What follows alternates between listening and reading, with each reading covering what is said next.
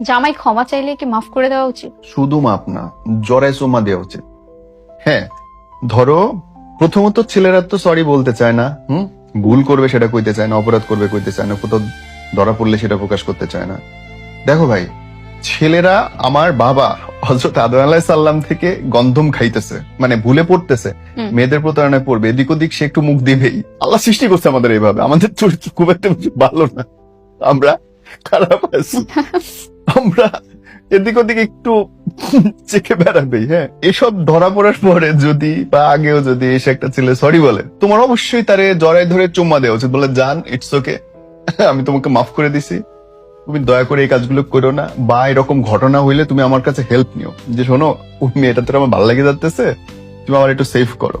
এবং এইটাই হচ্ছে একটা বউয়ের বা একটা পার্টনারের সবচেয়ে বড় গুণ, যে তার হাজবেন্ড যেই রকম সেই রকম তাকে একসেপ্ট করা।